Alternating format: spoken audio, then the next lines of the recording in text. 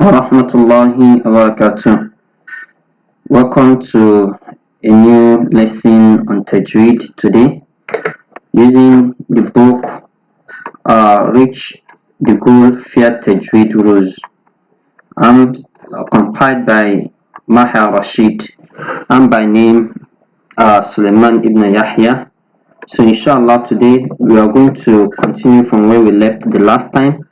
And today we are going to be talking about Ikhfa'u Haqiqi, which happens to be the last rule of the four rules of Tanween and Nun Sakina. By now, I assumed you have understood the concept of Tanween and Nun Sakina very clearly. I also assume that you know that under it, there are four rules that guide it. And I also assume that you've also been told that these rules and these concepts occurs in the glorious Qur'an frequently and regularly. So therefore it is very, very important that you pay attention and you put in all efforts to make sure that you are what? To make sure that you understand this concept and the rules that guide it very well.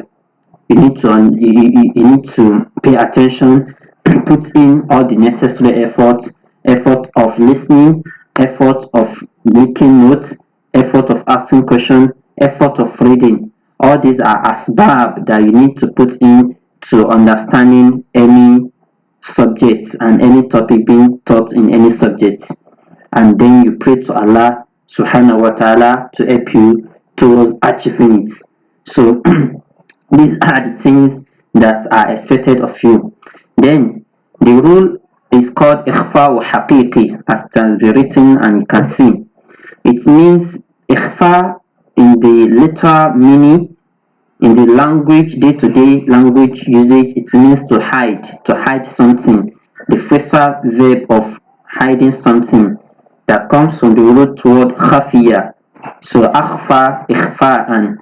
So it is to hide. So now in the contextual concept of Tajweed, it means the pronunciation of Nun Sakina or Tanween in a way so that the sound is between Idgham and Izhar, in such a way that the sound that is going to produce is between Idgham and Izhar. And then what are the letters of Izhar? All the rules we've taught before now, each of them they have their specific letters. So they have their specific letters. The letters of Ikhfa are any other letters apart from the letters that has been mentioned before. The sixth letter of Izhar that has been mentioned before, other than it, the one letter of Iqlab that has been mentioned before, other than it, and also another 6 letters of Idgham that has been mentioned before. Any other letters of the Arabic alphabet that is other than these 3 letters that has been mentioned before are letters of Ikhfa, and as such you have 15 letters of Ikhfa, because the Arabic letters on the most acceptable counting is 28 letters. So the other letters that has been mentioned before, they are 13 in number, so you are left with 15 letters of the Arabic alphabet.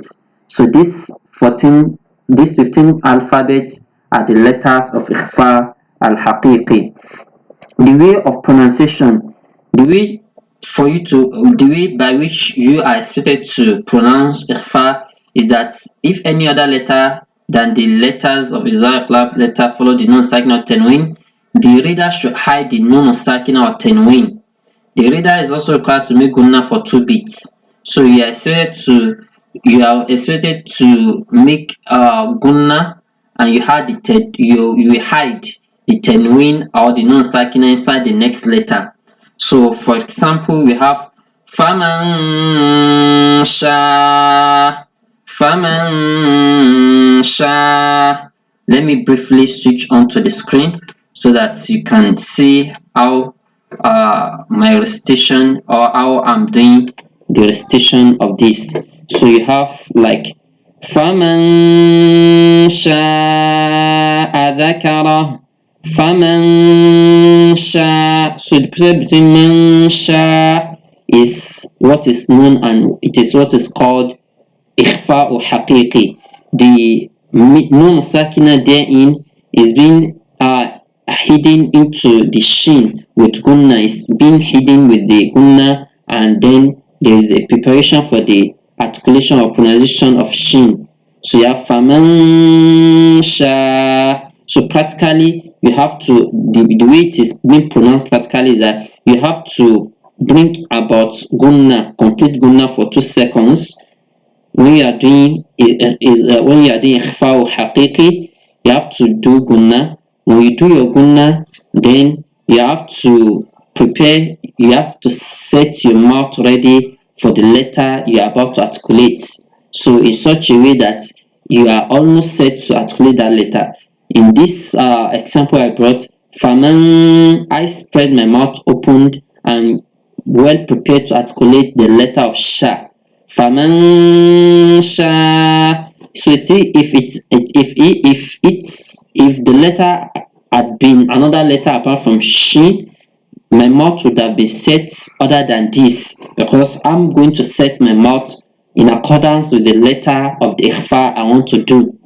So as such, that led us to the fact that there are 2 types of gunna for ikhfa. Gunna is nasalization, the act of bringing sound from your nostril. By now, I also expect you should have understood the concept of gunna. So it is the act of what? It is the act of bringing out sound from your nostril. That's what is called gunna. So here, practically, you are expected to do 2 things. You are expected to do the gunna. You are also expected to set your mouth ready for the letter to be articulated, and then these are the 2 things basically you are expected to do practically when you are to bring about the articulation and pronunciation of ikhfa or haqiqi. So we go back to the screen now, reading from the book, inshallah. So now we have heavy gunna and we have the light gunna. The heavy gunna is called gunnatun mufakhama, even though it's not all scholars that have this classification. But since we have this classification in this book, then we'll go along with the book and we'll read. If the non sakina or tanween is followed by one of the heavy letters, which are the huruf al-istila. Huruf al-istila are conjoined in your statement of khussa, doctrine, qiz. So khussa, doctrine, qiz. That's a formula word for bringing about these letters easily, even though he has separated them, but there's a formula word to this.